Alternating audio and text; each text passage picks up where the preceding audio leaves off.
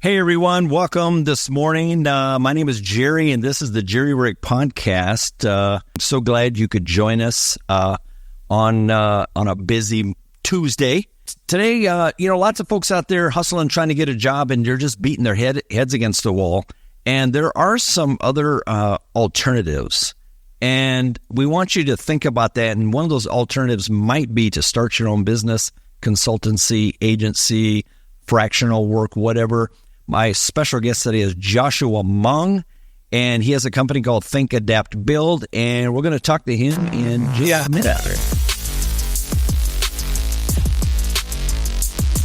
Yeah. This is the Jerry Rigged Podcast, your no-nonsense knowledge base for business technology, marketing, and analytics. And now your host, Jerry Suhrstedt. I'm going to bring Josh in here now. Hey, Josh, how's everything going? Good. How you doing, Jerry? Good. I can't do anything regular. I'm an old radio guy, and so I used to do a lot of radio production, and so I got to have a little music, a little fancy stuff. I love it. Who's the voiceover person? Was that like someone? That's AI, believe it or not. Wow. It's like Alexa's younger sister, right? Exactly. So anyway, welcome, folks. So glad you could join us. Welcome back.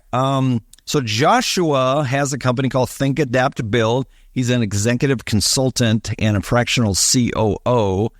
And today we're kind of talking about this concept of escaping the 9-to-5.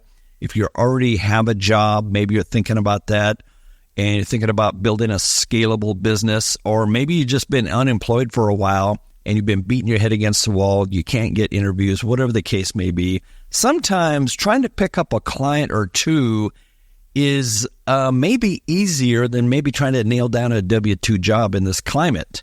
So that's what we're going to talk about today. Joshua is a fractional COO, business strategist and entrepreneur, and he helps businesses scale with operational excellence. And we're going to break down this transition a little bit, kind of give you a little bit of a boost to kind of get things rolling. So Joshua, I've been following your work, and what really stands out, I think, is how you kind of help businesses that go from scattered ideas to more of a structured, scalable type operations. And you weren't always a fractional COO, so how did you make that transition? And tell us a little bit about yourself. Okay. So last real job that I had, I guess, a W-2 job, I was the director of economic development for a local chamber. And I was at a place where I was doing a career transition, February of 2020. I don't know about you, but not a great time to do career transitions at the beginning of COVID. So I was looking at the transition. I was supposed to walk into the position, and the people that were bringing me in said, "Hey, you know what? There's this COVID thing. We're going to put you on hold." And so, right, I was like, "Oh, great!" I just jumped with no, a ledge on the other side. So I looked at what's happening in the market, everybody going online. I built a SEO business. I did audits, and I knew exactly who my ICP was, and I kept it really simple. And because of that, I was able to build a 6-figure business in 18 months. While I was doing that, a friend of mine that was an actual CFO caught up with me, and he said, "Hey, Joshua, with the work that you did at the chamber during economic development work, and what you did with your own business, you should think about trying to help other people as a fractional COO." So in 2021, they put a shingle up, and they said, "Let's give this a shot." And it's grown ever since, and I really enjoy it. No offense to marketing, it's great, I like it, but I think the operations piece, there's more people needed to help kind of get that process done. There's very imagined people that need a number two to kind of come in and help them get this structured and organized. Yes. So I think the need is there. I think that people to deliver, there's a shortage. And so given my school and experience, I definitely enjoy that work. And so that's the reason why I kind of moved in that direction. Yeah, that's awesome.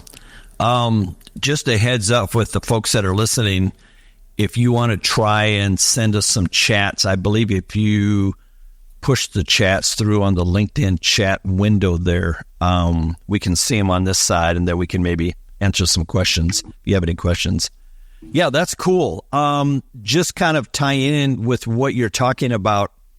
I spent a fair amount of time in the construction industry with home builders, electrical contractors, roofers, just HVAC people. And typically, dad was an HVAC guy. So son became an HVAC guy. Then, he stopped working and started his own business. And a lot of times those guys just know less than nothing about business. They're usually really skilled at what they do. And yes, they're probably for what you're discussing is kind of that generational passing it on. And so, the kid grew up in the business. They probably actually have a little more business acumen because of sitting under their parents and watching them kind of try and figure things out. But I think that first generation, there's a lot of learning yourself, finding out the wrong way to do things. So who were working for somebody else and they didn't enjoy it. And so they're, hey, I can do this myself. Great. Welcome to entrepreneurship. It's not just doing the piece that you love, but it's all the other stuff you have to do that, you don't necessarily know about or you don't necessarily enjoy doing it, but you have to do it because you're running a business. Well, if you're an electrician and you work for a contractor already, basically get in your car, drive to work, and go do electrical work. That's it. Yep. Where if you run your own business, you got accounting, marketing, customer service, answering the phone, plus electrical work. And then you start getting more work than you can handle. So you start thinking, well, maybe I need to hire an employee. So you start that process, which opens up a whole new can of worms. Exactly. Yeah. And I think that's, part of who I serve is those businesses that are like $500,000 to $5 million in revenue. And the reason why is, with those service-based businesses, they start adding people, they start taking on bigger work, more projects. And so the complexity continues to grow. Yes. Each element you bring, those inner relationships, it adds complexity. And so over time, the business owner is like, man, why am I doing all this stuff? Why is this so hard? Once they hire somebody to manage all the complexity, it's all falling onto the owner. So you kind of get to a point where you can't grow because you need operations to help figure this out. Yes. And I have found over the years, and this is not true in every case, but people have either kind of the DNA for managing people and employees, and they embrace it. It's no big deal. And there's others that just abhor it. They just cannot handle it. Well, this is where you get tested on, what your skill set is, what your makeup is, and then what you enjoy and don't enjoy. And so given that you have to do probably on average 10, 15 things a week that are just really important that have to get, somebody eyes on it, somebody make a decision, and you need to decide pretty quick as a new business owner, what aspects of this business am I going to take on and am I going to manage, or is it more efficient for me to hire somebody to do, to help me with this? And not saying don't do any of it, but just make sure that you're doing the pieces that you actually enjoy. And if you want to be profitable and grow, focus on the stuff that's the high wage, high demand, high growth that only you can really do. And when you get your first big month of revenue in, don't go out and spend $80,000 on a brand new truck. Yeah, that's the first person, probably one of the first people you should hire. Well, I have a whole little thing with that. So usually the first person you probably should hire is an admin assistant to take all the small tasks off your plate. But then the next one is a bookkeeper. And then the bookkeeper should help babysit you a little bit to say, hey, by the way, get your hand out of the cookie jar. Yeah. And you have these goals and everything else. And, so yes, the business made all this money, but there might be some lean months in the next couple of months. So make sure you're saving this. So. Yeah. In general contracting, custom home builders typically work on about a 20%-ish margin. So if you 1 month bring in $200,000, 80% of that is not your money. It immediately goes right back out the door. So I've seen these guys literally a bajillion times. Nice truck. How much money you got in the bank? They're like, oh, well, I did it so I get the tax write-off. And it's whatever. It only gets right off a third of that. So, yeah. Yeah. So there would be another piece of advice for people kind of starting their businesses. Watch your expenses right off the bat. Start a consultancy or agency. No employees, no trucks, none of that stuff. All right. Well, let's get into the next part of this. Let's talk about the right business model. a lot of folks ask that question. Okay, I work for this company. I'm going to start a business, or I'm unemployed. I'm going to start a business. What business should I start? Where should I? I don't even know where to go. What do you think? What would you give it? What kind of advice? Oh, do your research. I think there's plenty of people out there right now that are in this space about starting your own business or entrepreneurship. I mean, I know they were listening to us, and so it's weird to say, like, go talk to somebody else. But I mean, go get resources from multiple places. The one that I'm currently enjoying that I've recommended people is Cody Sanchez. She's kind of an influencer for business buying. And, what she says is look for a business that's in the market that people need. That's something that is, actually contributing to the community, and see about the potential of owning that. Because there is this thing called the gray wave, where there's a lot of people right now that are in the kind of the boomer age that are getting ready to exit the business or close their business. Oh, right. And so there's actually a lot of opportunity right now. If you find someone that's looking, maybe it's a laundromat, a pizzeria, a coffee shop, someone that's looking to exit, you can actually take over their business. Some people might just want legacy, and so they say, hey, we'll give you a good deal on this, and what we really care about is preserving this because it's been in the community for 50 years. Yes. And then some other people, they're going to, maybe they have an offer on the table, and so then you'd have to counter that. I don't know. But so one, start with businesses that are already in the community that are doing well, that are looking to transition. That's a good one. The second one is look at what's happening in your local community and what are you missing? Like, what do you wish that was there? What do people keep saying? Like, oh, it'd be really nice if we had X or Y or Z. Then think, okay, what do I know about that? Like, do I have the skills, or can I do this? And then once you decide, like, hey, I think I can do this, or I can learn this really quick, then start small. Like you were saying before, some people already have jobs. Great, that's a good time to start a side business. And for people that are fully in it, and it's whatever you're doing is not working, maybe go back and do your homework again to see, do people actually need your products or service? Or is there a different way you can present that product or service to actually appeal to the market and then get that work that you need? I saw a gal on TikTok.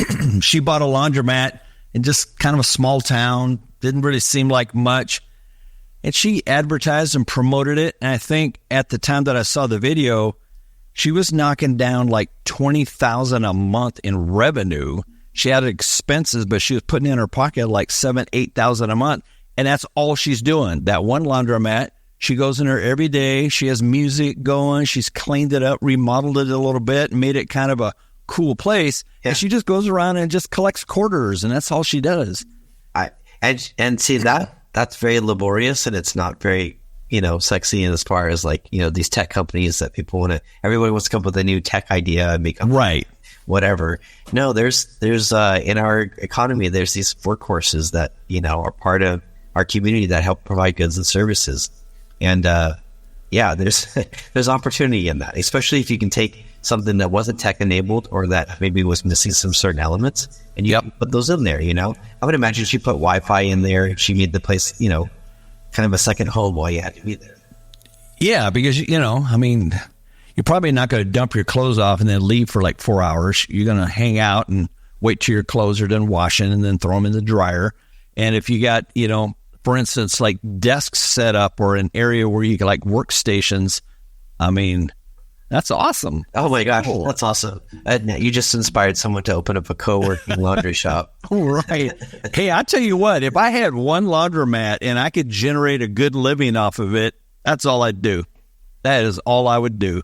Low stress. Yeah. I'm at a point in my life where, I want low stress. Well, and I think that's where there's some freedom and entrepreneurship is if you can get to a place where your business is running like a well-oiled machine and you've got your operations really dialed out. You can make a business that, the person that you gave an example of, she's doing fine, right? But she's not going to be the next tech giant, right. And she's not going to be able to buy jets and go flying around the world. Right. But for her, like, she's making a good income and she's not having to work for somebody else. She has freedom. Obviously she's tied to the business, but 99% of people don't buy jets and Rolls Royces and party on a boat in the middle of the ocean with a bunch of girls in bikinis. Yeah. It's just not what 99% of us do, right? Yeah. So I think on the business side of this, like, maybe another tip is, work under your definition of what success is. Because like you said, if you had a business that had a good revenue stream where you could work a couple hours a week and, that was the sum of everything you're doing for that business, why not? That's a great definition of success. My definition of success has been pretty much the same going back 25, 30 years. And I've always said, if I can have a business with a great product and my customers are happy, my employees are happy, and I'm making a good living, and I can take my wife and kids out for pizza and go on vacation once in a while, I'm feeling pretty good. Yeah. And, honestly, most people, even those people that, do W-2 jobs, most people want to get by. They work, they don't live to work, they work to live. Like, it helps pay the bills and station, they go travel, they go do a million things. So, if you get that security from a W-2 job, you should be able to get your business in that same way. You just have to do it very intentionally. And like you were saying earlier, the buck kind of stops with you. It's everything that happens in the business that all comes back to the owner. Well, I don't know when you're growing up and you're getting those first jobs and you have a boss or an owner you're working with and you're an idea person. You're throwing all these ideas that what's the standard line? Listen, son, if you want to do that, go start your own company. Yeah, right? Yeah. No, I know it's funny when people ask for advice, like, hey, should I start a business? Should I move? Should I do these different things? And I was like, careful who you ask, because, when you talk to people that have done it or know what it is, my first piece of advice, if you want to get into entrepreneurship, is don't do it. And if people are like, oh, I think you might be right, great, you failed your first test, so... But if you tell me, hey, no, I think I still want to do this, I'm like, great, you passed your first test. Like, good job. Get ready to get a bunch of people telling you why you can't do things. Get ready to face a bunch of no's. This road is not smooth and well-traveled. This is something that's an experience, bumps, and you're going to have to figure out how to overcome some challenges. I just did some research on ChatGPT about how many entrepreneurs there are in the U.S. versus how many W-2 employees there are. Just real basic. I'm trying to remember the number, but it was something like 10%. 10% of people run businesses and own businesses, and the other 90% got a job. Yeah. It's not, if you sit down and do the math, and if you sit down and like actually think about what you're doing and kind of do the analysis before you jump into it, the numbers aren't very friendly. It's a lot of hard work. It's a lot of stress. Yes. It's not an easy thing to do. And, a lot of people have these great ideas. Listen, ideas, that's great. Now get to execution. That's what delineates the success from the failures. And in business is who are the people that are actually able to execute on a vision or an idea and get that carried out. And it's not easy to do. I mean, I don't know how many businesses you started or failed. I've been here with you. Yes, me too. It's, like Edison said, when interviewed, about light bulbs, they're like, oh, you failed 9,999 times. Yes. Like, no, I just found 10,000 ways not to make a light bulb. So, yeah, there's one factor that keeps resonating in my brain, and that factor is, you got to have a good idea. You got to have a little bit of capital to kind of keep the train moving. You got to have good customer service, good marketing, good logos, website, all these little things. But there's one thing that keeps holding true to me, and I've seen this on the social media platforms with the 21-year-old girls. You're like, oh my God, I make $150,000 a month. And the thing that they do across the board, the one thing they all have in common is they started doing something, and then they do it every single day without let up. And then 2 years later, they've massaged their messaging, they've changed, they've course corrected, all this stuff. And now it's 2 years later, and they put out 1,000 videos, and they have 500,000 followers. It's consistency. I mean, you're the marketing expert here, but on the operations side, it's about consistency. And that's where I think for a lot of entrepreneurs, when they get started, they have that initial success. They have that friends and family that signs up and sure, I'll give you a project or whatever. But then you do that first one time. That one time doesn't necessarily you need to be successful several times. Yes. And so by repeating that several times, then you are able to know that you have a process that works. Get that documented and straight, and then keep doing it over and over again. And then as you look for small improvements that you could do. And I'm also a big continuous improvement person. So just because you have this perfect little engine, like, can you make it a little bit better, get little improvements? But the key to all of it is consistency. Can you keep consistent delivering, consistent quality, consistency results? Like, just keep doing it. Yeah, that improvement piece, from a marketing standpoint, one of the major factors that I have found with my inability to nail down a new client is it's in their head. They don't want change. So, yeah, trying to get, guys who've owned a business for 10 years, they're making decent money, they're going hunting every year, that life's great. And you start talking to them about making any change, and they just freeze up. Like, I don't want to upset the apple cart. Yeah, because they have it figured out. They have a system that they are comfortable with, or they've built this paradigm that they know works, and they don't want anybody messes with it. But the reality is, you have external forces that are constantly influencing your business. So yes. If you don't have a system where, you're adapting and you're willing to change and make improvements, at some point, that's systems to have is can become outdated, or it's not going to work, or something's going to break that you can't quick fix. You're going to end up being a travel agency, which don't exist anymore. Yeah, or like one of the examples they have given, like business books, is like Kodak, right? Like they were like, no, film. People are always going to need it. And then when everything went digital, they still were like, hey, listen, high quality is still film. And people were like, yeah, but we're not worried about that. Did you know that one of their engineers actually brought to them a fully functioning digital camera? And they're like, no, people want film. So, yeah, I think even with, these businesses, like, maybe like a service-based business, a plumber is like, I've got this figured out. I know my pricing and everything else. Yes. Okay. Well, how about the market conditions where private equity firms have been buying up certain businesses? So all of a sudden you thought you're against every other, Tom, Dick, and Harry in a truck. And now all of a sudden it's a corporation that owns 20 locations, it's 5 states, that has an advertising budget and top-notch marketing. Yeah.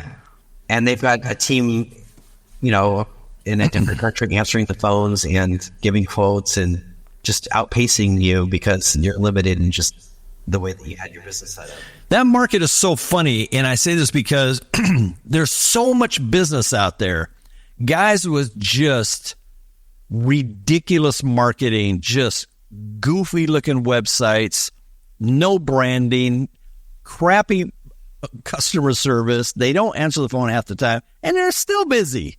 Because there's demand. Like, so right now, this is kind of the econ side of things, but the average age in construction and manufacturing, they're at retirement age now. And we've done such a strong job of telling when they have to go to college to be successful that the trades are actually underrepresented. So when it comes to supply and demand, we're short on having people that can do trade work. It's folks that are delivering a great experience are not very mindful about it. There's still a demand. People still need you have a broken toilet, you're going to put up with a lot about yes. Right? And when they tell you a window between 1 and 6 in the afternoon, 6 at night, guess who's sitting there waiting for this person to show up in the 5-hour window, right? Because you have a broken toilet. So if there were way more people in the market that could provide it, then that tolerance would be lessened. But right now, well, they have their own issues as well with labor. They can't get labor. Exactly. And so we have to, as consumers, we have to basically tolerate it. But, with service-based businesses that we've worked with, a couple of things. One, like you said, fix your customer service, answer your phone. Those are 2 quick improvements you can do right away to get good revenue, to help increase connections. And those are small changes without a huge investment. And, someone that's been doing this forever, you tell them that, they're like, no, everything's fine. Everything's fine as long as nothing changes. Things are changing. Make those 2 small changes. That will help. Oh, yeah. Well, I see plumbers underneath houses taking customer service calls, and they're just annoyed as heck. So half the time they just don't even answer the phone. And the other half of the time, they're constantly like, well, I'm underneath the house. I can't talk to you right now, blah, blah, blah. I'm like, bro, get you an assistant. Does nothing but answer the phones. Yeah. Because, when you're in those desperate situations, right, you just want to know that somebody can help relieve that pain that you're in right away. Yes. So whoever answers the phone is probably going to get the business. Oh, my gosh. Even if you have to wait an hour, right? Like, hey, the guy's under the house right now, but he'll call you back in 2 hours. Great. I hear that from customers I hear from my friends, my family. I can't get nobody to answer the phone. Yeah, and the idea like, well, I'm so busy, like that's okay. Well, is it? No, that's not the excuse. So what do you see? Like a lot of folks kind of have this thing that they're waiting for the perfect time to start a business, start a consultancy, whatever. Are you seeing that as well? Yeah. There's kind of 2 schools of thought when it comes to entrepreneurship or getting into it. One is just you stand on the shore, you look at the ocean, you measure the temperature, the air pressure, you look at the waves, and you do all the calculations and research before you even try to cut a board to build a boat. And then you have the guy next to you that grabs a piece of driftwood, throws it on the water, jumps on it, and starts going, Yeah. So what's the right answer? It depends on how much risk you want, how you want to approach this. But I would definitely say with entrepreneurship, it rewards action. So as much thinking and planning and everything you want to do, that's fine. But until you put your hand, to the ground, or nose to the grindstone, or you put your hand to the tiller of the boat, there's a point in time where you have to turn all those ideas into action. How fast and how soon? The sooner you're on the water, the sooner you realize like what works and doesn't work, and you can figure things out. But if you have responsibilities and everything else, then that's harder to convince your spouse. Like, don't worry about it. We'll figure out how we're going to eat. Yeah. Yeah. Obviously, you can't throw your kids out with the bathwater. But what I see a lot of times is folks, and it's because they're scared. They don't really want to get started. So it's easy to sit around and go, well, I got to test this. I got to try that. I got to do this. I'm just not sure, blah, blah, blah. And the thing is, you learn by getting your knees bloody. You learn and you course correct. And people have this thing that like, first you build it, like a house. You build a house, it's approved by the city, and then you move in. That's not business. Yeah, you're building as you're going. You're living in the house while it's moving. And I don't want that bedroom that big. Let's move it. Let's make it smaller. Let's make it bigger. And business is the same way. You're constantly course correcting, and you will never stop course correcting. I think if I were to equate it to like the marketing kind of component, a business is more like a website, right? There's a certain amount of permanency and impermanency at the same time. Like things, you can change things, everything else, right? It's not like a print magazine that once you publish it, you're done. Yeah. That's not how this works. It's more like a website where you can make changes and pivots and everything else. But then what do you need to get started? You need enough to talk up to your ideal client profile or ICP. You need to offer your service, make selling point, and you need to convert them. How many pages do you need that? How much content? That's, you can answer that question to someone another day. But for a small business getting started, I think most of the advice out there, and I have, I remember about 200 business books here. Most of them say just get proof of concept, like get your first client. Everything else, you're going to have to figure that out later. See that you actually product market fit, and that somebody actually believes that you're going to deliver the value, and then they pay you for it. As soon as you get that first check, you realize, okay, this might actually do something. In software development, that's kind of the nexus of the whole agile movement. In the old days, IBM used to bring in 500 guys, developers, and they would plan this software they're going to sell in the market, and they would design it and build it, and then they'd push it on the market with their hands all folded up going, there you go, that's our product. And then they realized they built the wrong thing. And so now it's all about these little iterative processes and these bite-sized chunks. You build a little bit, you create a minimum viable product, you push it out, and you start getting feedback, and you start creating that feedback loop. Yeah. I mean, business is the same way. Well, it is. I don't remember the name of the law, but a friend of mine just mentioned it the other day. Yeah. I think it's Colt's law. Basically, complex systems are built on simpler systems. Yes. So everything you're doing with your business right now, you're learning how to do bookkeeping, or you're learning how to manage client negotiations or sales or whatever. All those little systems and all those little components in their simplicity when you first get started, they can be built. And then they start stacking together. Then all of a sudden, that's when you get that complex business. And so people want to look and say, oh, well, this business is 5 years down the line. They're doing all this stuff. I should be doing that. And I'm like, you're at the start. You got to build little pieces and build those simple pieces. Yes. Before you start looking at complexity going, I want to build a complex system like it. But you don't have proof. You don't know that first client, you want that first money. And maybe that country that they went, the marketing conditions and everything was set up perfect for that. But your journey is going to look different because here you are now at this place in time. I've even told people, you don't even need to go out and get a business license yet. Create your concept and start promoting it and doing some sales calls and get, you get a client who's ready to write you a check, run down to the city or the state. It's usually $20, get your little business license, or in Arizona, you can fire up an LLC for about $50. Yeah. On your own. Yeah, Kentucky, it's 40. So, and then you run down to the bank, or you don't even need to run down to the bank. You can just get online, fire up a QuickBooks checking account with your QuickBooks accounting. I always say, get your accounting squared away right up from the beginning. So that as you go at the end of the year, all you're doing is handing your person doing your taxes a P&L, a balance sheet for the year, and they can pretty much do your taxes. And you can file for an EIN number right out the gate. Oh, takes 2 minutes. Yeah. And then, then open up a bank account, and then there you go. You're good to go. So, there's some pre-prep that people should do when they're going into entrepreneurship. But for the most part, throw it out there, see who bites, and then figure out if you're going to turn it into a business or not. So what's the first thing, in your opinion, that a business should delegate, automate, outsource? What do you think? Yeah, so the first thing that I would say is get an assistant.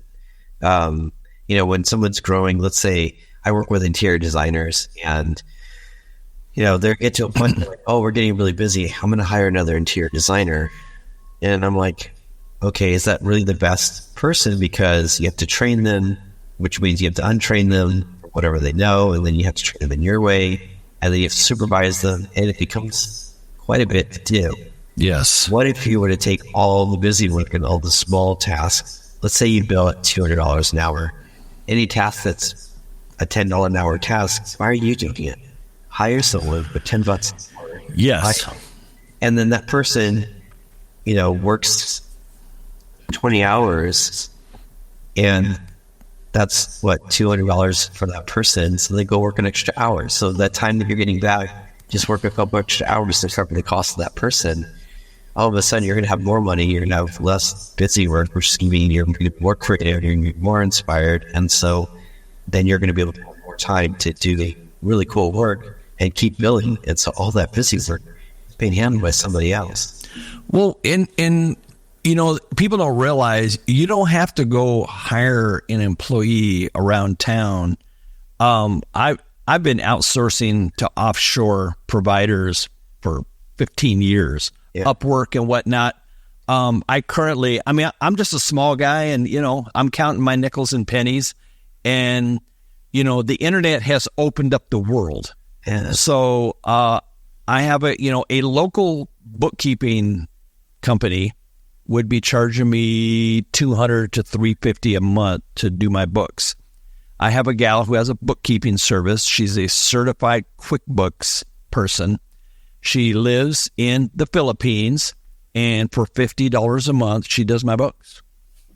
Done. And for those in the U.S. listening, $50 in the Philippines is a really nice salary. I mean, the dollar translation. Yes. Yeah. Yes. It's not like making $50 here in the U.S. You're paying them basically about. Well, you're paying them what they make in their country. Yeah. You happen to be here. Yeah. And they're educated, trained, yes, really great talent. Yes. Yeah. Now, that whole process, there's an art to it. Because if you get on Upwork and you want to design a website and you post your job, you'll get probably 150 proposals from India, Pakistan, Bangladesh, Ukraine, all over the place.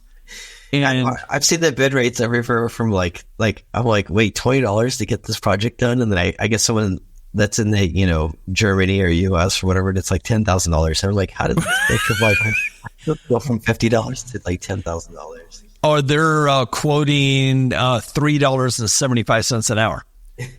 So, I've hired lots and lots and lots of those folks. And, you got some young girl who's, 3 or 4 years out of college, and you look at her work and you're like, man, she's a really good designer. Yeah. And she's only charging, $4 or $5 an hour, and she's living in Bangladesh. I hire those people all the time. I always throw them, like a tip, 10, 20, $30, and man, they just love it. And they take good care of you. I don't know, it doesn't bother me. But let's say some of the people listening, maybe they want to look at what's the U.S. version of that. So the U.S. version of that is, you've got students in college, you've got high school students, you've got their own businesses started. Yep. And so, why not give somebody else an opportunity to? Because I don't have $30 an hour. No. I'm just saying that's my response to those people. All right. And I'm saying for those that can afford it and value it and do it. Yes. There are also people in the U.S. that will do it at a discount. Oh, absolutely. Yes. Yeah, and when we grow, when your company grows, and instead of doing, $20,000 a year, you're all of a sudden doing $250,000, you can move things around and hire somebody in town who you can meet with at Starbucks or whatever the case may be. Yeah. Yeah. So I think the kind of the main point, right, we're trying to say is offload some of that work to the people. Yes. You can pay. And,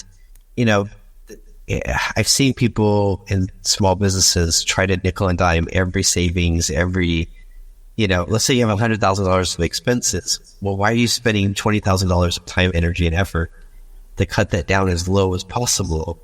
Where I would argue, why don't you just use that time and energy to generate more sales? Cut your costs down. But yes, definitely spend. This is the nice thing about small business. You ever have a problem and you need something? Go get some more money, i.e. clients. Use that money to help solve your problem. Oh, sure. Yeah, absolutely.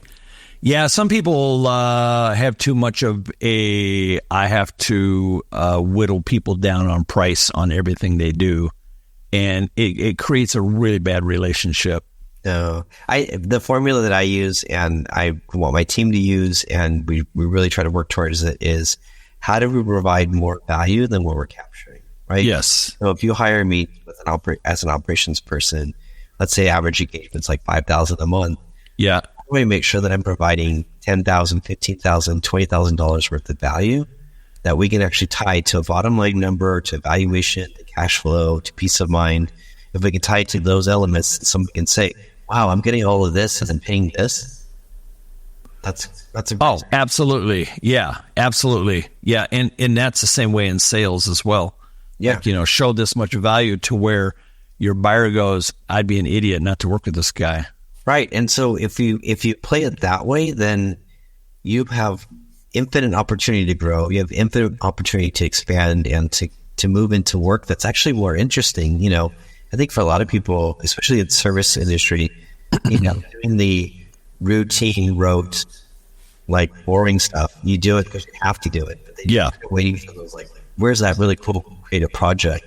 Kind of going back to the plumbers there, most plumbers in some states, they do water and gas. Yes. So, doing the broken toilets, okay, that's one thing. But then what happens if you fix the toilet for someone that actually is looking at doing remodeling their backyard, and all of a sudden they want to have a gas fireplace and they want to do all these really cool things? Oh, right. Yeah. Like, if you're a plumber and you're like, oh my gosh, I love those jobs. Well, guess what? You get those jobs by doing these little jobs that you have to do over and over and over again. Doing those excellently. Oh, absolutely. Yeah, I've taken on cheap work because typically the conversation goes into bigger work. Yeah. Yeah. So, I'm going to throw this up real quick. I put this together this morning, and it's essentially kind of a checklist, and I figured it would allow our folks to like screenshot this if they wanted to. And it's just kind of a quick rundown of going from job seeker to job creator, your escape plan, shift your mindset, stop thinking about employees and start thinking like an owner and not an employee. Identify your marketable skills. That's probably one of the most important. Like that. What do you know that people will pay for? Validate, and then also look at the competition.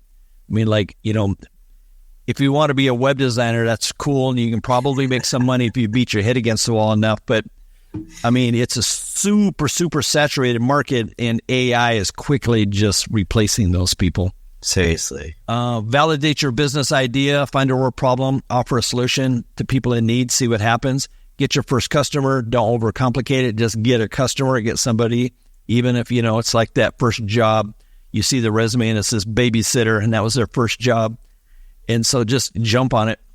Build a simple offer, create a clear service, clear price, clear value, set up some basic systems, website, invoicing, a little bit of branding, logo. There's automatic logo creators online you can use. Let's see, and a little bit of marketing always. Start while you have income. Like if you got a job right now, start now. I mean, because yes, you're not beating your head against the wall with, potentially your wife breathing down your neck going, honey, the rent is due in 5 days. Yeah, I wish, job security was what it was, 20 years ago. It's not. So, no, it's not. Yeah, so work on your side hustle right now. Yeah, before you get fired. Because it seems like these days it's just bound to happen. Oh my gosh. Leverage your network. Lots of people. Now, I remember back in the old days, you get a sales job and they're like, first people you got to call is your aunt and uncle and your mom and dad and your brother and sister. I'm like, yeah, that's a great way to irritate the heck out of me. Especially if you're a serial entrepreneur, then your family's like, so what are you doing this year? What are you doing this week? Think beyond solopreneurship. Like, if it's possible, you don't always have to do this, but build a business that doesn't just depend on you. Like, the problem with consulting, and if you're kind of the consultant, if you're on vacation for a week, there's probably not a whole lot happening. So that's where that definition of success is super helpful, because if you want a lifestyle business, then great, be a one person shop. But if you want to build something that can run without you, it's gonna be complex. So you're gonna need people and processes to get that done. Yes, absolutely. And the last one is just start. Nothing that you're doing today, a year from now, will probably still be in place. You will have changed it and went down a different road, and you start down the road. And I can't tell you how many people that for instance, a buddy of mine. So anyway, screenshot that. A buddy of mine got a hold of me and he's like, hey dude, I got an idea for a business. all right, just like, I don't want to hear anything. Just tell me, just listen to what I got to say. I said, all right, hit me. So what you do is when women get married, they buy a wedding dress, and when they use it for like a half a day, and then what do they do with the wedding dress? They just probably throw it in their closet.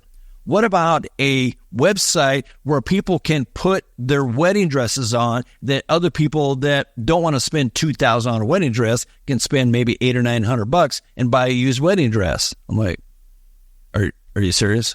He's like, yeah. I'm like, yeah, it's called eBay. That's called like literally 1,000 websites I think of off the top of my head. I met a guy in Tulsa. He was so excited. He was like, oh, I'm building this thing where you go online. Instead of building your own web page, you go on this page that other people are building sub pages on, and then you share like what's happening in your life. And I was like, so it's Facebook. It's like, no, it's not Facebook because it's not Facebook. And I was like, but it's the same. It's the same service. It's the same. He's like, no, it's different. I'm like, okay, good. Yeah, after you've been in business off and on, and you've gotten beat up and failed like 100 times, you get kind of jaded. Okay, so let me take the devil's advocate side of your friend's thing, right? Yeah. So the area where he's not wrong is the niche. Yes. So maybe you're right, because eBay is too complicated. It's got a lot of these rules and everything else. I mean, I think that's why like Etsy was able to get so much of a market share of people that do crafting, because it was not eBay. Like eBay had a very yes. So his idea could work, but to your point, there's only a way to yeah. One thing he did bring up, and I had to agree with him 100%. He's like, look, I'm not trying to be the Bill Gates of wedding dresses. I can make a good enough living rock and rolling, doing my own thing, and have this super, super niche-y type business. I said, you are absolutely right. But here's the problem with that. You got to hit the ground, kind of run it. You got to have like a killer website with a killer brand and a very succinct, structured message that targets who you are and what you're about. And that's where people drop the ball. So this is where I would say, if you're going to get into entrepreneurship, maybe another piece of advice, go talk to other people about your idea and how you want to run it. And they're going to tell you 1,001 reasons why you can't do it or what. Sure. Yes. And you know what? It's not that they don't like your idea, or it's not that you're wrong. It's just they're trying to give you an idea of first impression and then kind of some other things you should consider. And that's part of this journey, is you can't take feedback and you can't be open to it. Yeah, you need to not be in business. Yeah. And how big is the mountain that you're trying to climb? Now, if you got an idea that no one has ever thought about, the mountain gets to be a little bit lower because, nobody's doing that. And now you just got to market it good and push it out there to the market. And if there's enough demand, then you might kick some butt, right? Yeah. But it's like the restaurant business, like telling somebody don't open up a restaurant because there's, everybody's done that. The fail rate's really high on those. Yeah. Super high fail rate. But if you're in a good niche and you have, because I know guys that have started restaurants, I'm like, dude, your food sucks. Like, I'm a pretty, I'm in the middle guy. If your food rocks, I'm going to tell you, dude, this food is like stupid good. You're just doing tacos and you're killing it, but your tacos suck. You know what's bad is when their food sucks and they're busy and people like, oh, I know, and they have great reviews. Then you're just like, and there's another tip with entrepreneurship: be right. Like, if you have an idea and everyone's like, it's not going to work, and then you do it and you execute and you win and you succeed, right? Then be right. And so, you know what? One of the analogies I've used in the past, it's a little harsh, but like when you got a guy who's just a jerk like 90% of the time, and then somebody says, Bob? Oh, I love Bob. I'm like, yeah, Adolf Hitler had a couple buddies too. But Adolf Hitler was still a jerk. Yeah.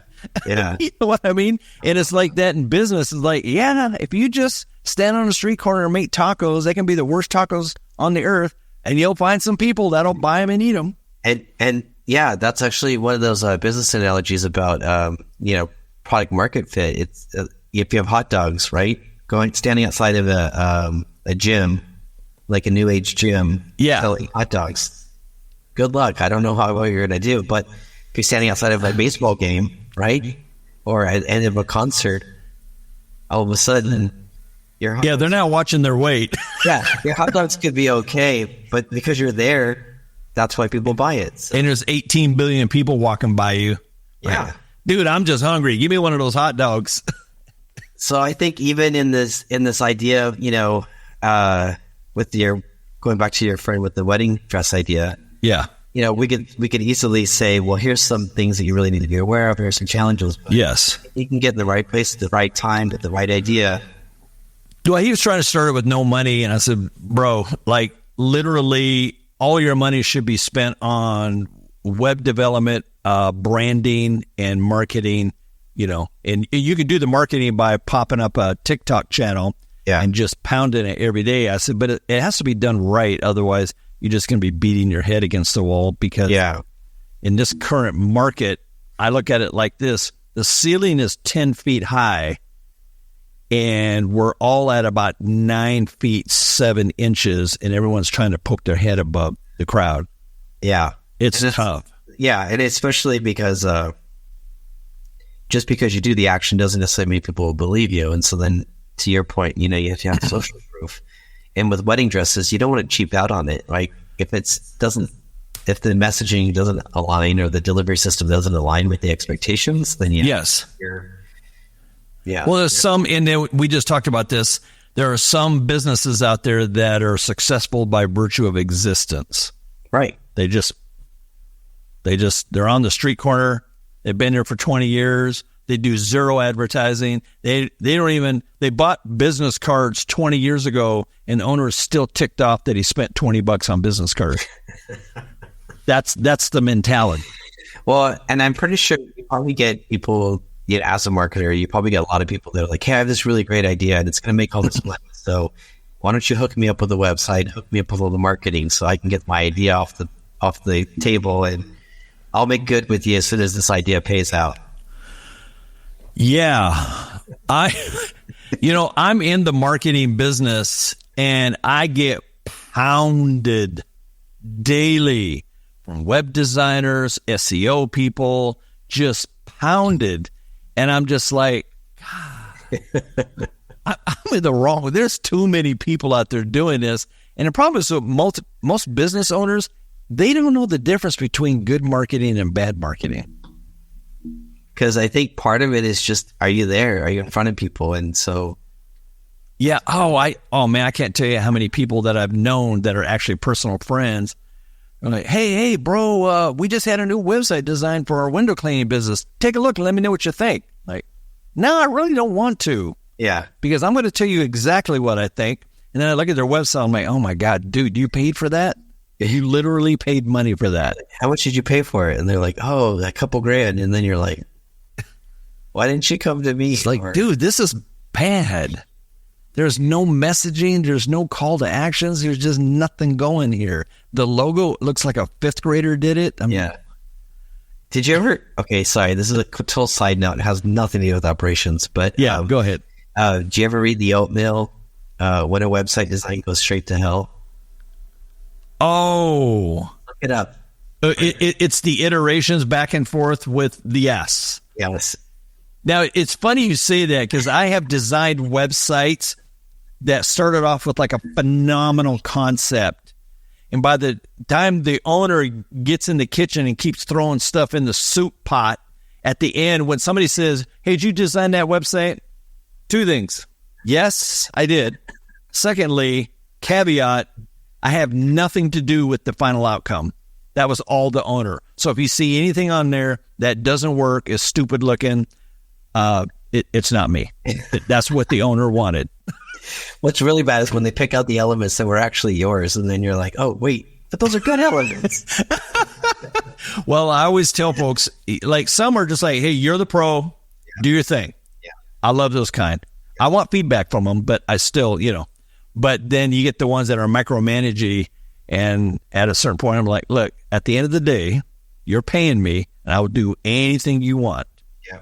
See, okay, another piece of advice. Yes. Know how to handle your customers, because you're selling them something, they have an expectation, but then if they have any alterations or changes on it, do you have a way to accommodate that, or can you make that work? Because as operator too, I've been hired to do operations work. And someone's like, I need you to help document these processes. I started working on it, and I'm starting to realize they're not documented, or there's an employee not doing their job, or there's staff going on. And so all of a sudden, this main work that I was doing gets hijacked by this other stuff that we discovered. Oh, right. And so scope creep. Well, scope creep, or there's shifting priorities on some level. So I just think, going back to the web design thing, knowing how to take that feedback, especially the website, right? You get a lot of feedback and a lot of interaction on that. Yes. So you should have a system in place to handle that and process that, so you're not caught off guard. Because with creative work, you never get a first pass, usually. I mean, if you do, congratulations. But usually there's always a feedback iterative process. Oh, sure. You should build that. And so same thing with service-based businesses. When you show up to do this work, what happens when you open up the floor and then you realize, these components are missing, or this needs to be upgraded? It's called exclusions. Right. You need to have a pipeline to deal with some of those kind of. You have to control. Yeah. A gal I did a website for about a year and a half ago. She was micromanaging through the entire process. So I just kind of threw my hands up, figured, well, she's going to micromanage, just let her do it. So at the end of it, she hated the website. I'm like, you designed it. You picked the colors, you picked the layout, you picked where I placed everything, you picked everything, and now you're telling me that you don't like it. I said, but what am I supposed to do with that? So I'm a recovering web developer at some level, and so I actually got to a place in my career where it was like, there's a stop clause. Like, hey, listen, we've hit so many revisions, and we're now at a place, we're so far off the map, I can't do this. So here's everything. I'm firing myself.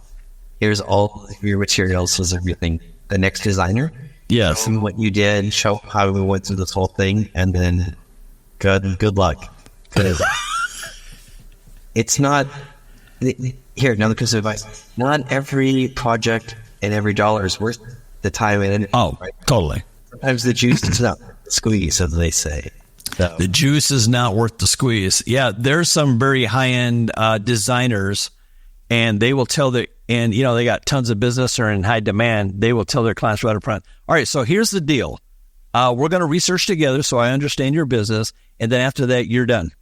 Like, you have no say. Like, this is my design, my development, and my vision, and I'm putting it out there. And if you can't work like that, tally-ho. So there's the extreme version of that. Yeah, that's extreme, right? Exactly. But I mean, arguably, but see, at that point, they have a system. They already know. They have they've battle tested, and that's how they got into that place. So. Oh, I've lost clients because I'm like, look, here's the deal. I've been in marketing, in development, and design, and branding for 25 years. I'm good at what I do. I'm not like award-winning, but I will find you what you need so you can promote your product and generate sales. So if you just have this vision and you want to micromanage, we probably don't have a good fit. That's good. And I think I'm going to keep tagging these little advice ideas here. Yeah. It's, understanding how you want to be treated and like how you want people to treat you. I think that's part of it. And when you interview a client, have an intake process where you're not just being interviewed, but you're actually interviewing the client. Yes. You want to work with. Now we understand the realities. When you're first getting going, you're probably going to take any and every job you can get your hands on, and you get that. But that'll wear off after a while. After a while, you're like, I'm kind of averaging a couple of gigs a month, and I'm not starving, and so I'm going to start being a little more picky. and you'll find the good clients that respect you, respect the process. You'll weed out the ones that, on the last day, all of a sudden, they're holding payment because of some innocuous, ridiculous reason. Yeah. In home building, that's huge. With custom homes, it's typical for the bank and the homeowner on a custom home to hold back, 10 or 15%. So they might be holding $40,000. Yeah. And then they go do a walkthrough and they're up on the drywall with a magnifying glass saying, well, there's an imperfection here. And so when I was in home building, I created a standards based upon national standards, and drywall is meant to be judged from 8 feet away. Oh, that's good. Yeah. So you just but that was something that you learned by doing it. And then you created a system or a process in place to help deal with that. So I think that's where I think the advice that you're giving is, I don't know that we disagree, but I think we're coming at it from two different angles. One is, make sure you really know who your client is and kind of what you're getting. Yeah. Take that person on. But the other part is, if you haven't been down some of those roads and you haven't experienced some of that stuff, go do that so you learn why you don't want to do those things. And if you're doing web design, always build on a staging server. That way you have control of the website.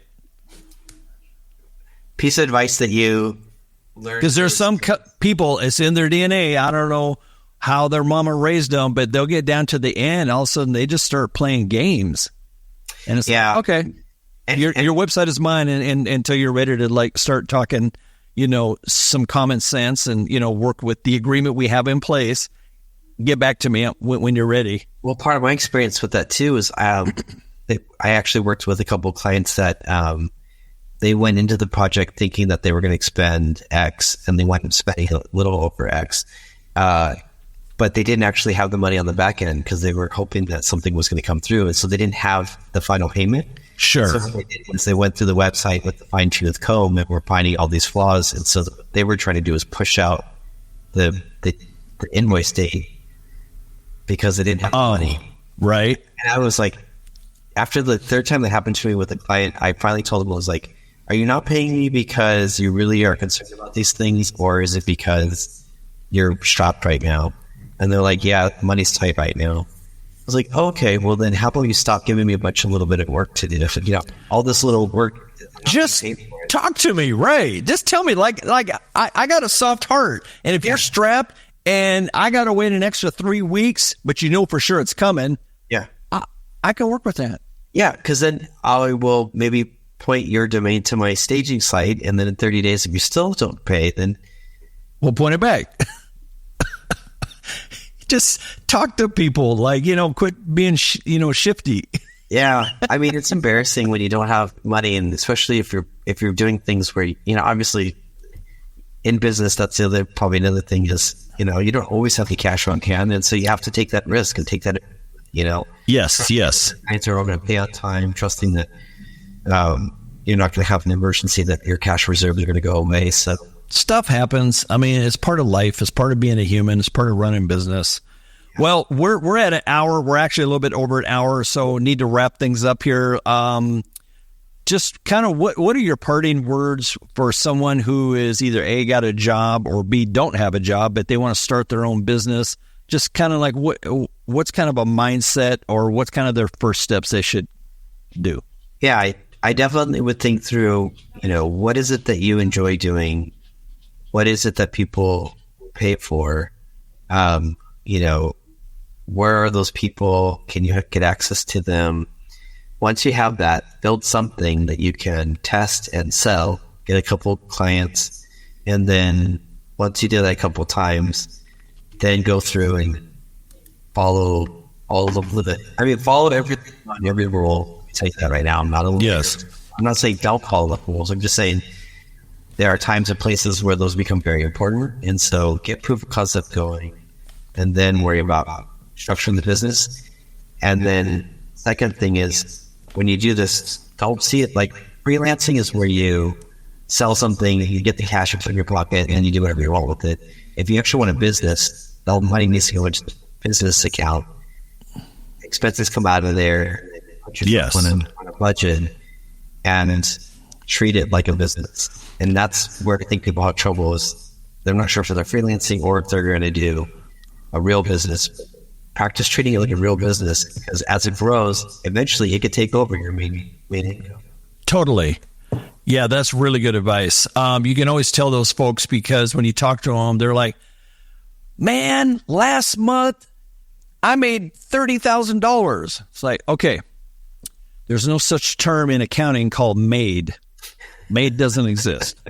There's no such thing as I made it. Yeah. There is revenue. Yeah. And then out of that revenue, you have expenses. So my question is, you generated $20,000 in revenue. Oh, you had $17,000 in cost of goods. So, okay, well, your gross profit was $3,000, and out of that, you had to pay for marketing, telephones, and everything else. What's your fixed cost? $1,500 a month. Okay. You didn't make anything. But let's take made out of your vocabulary. Yeah. There's no such thing as made. Yeah.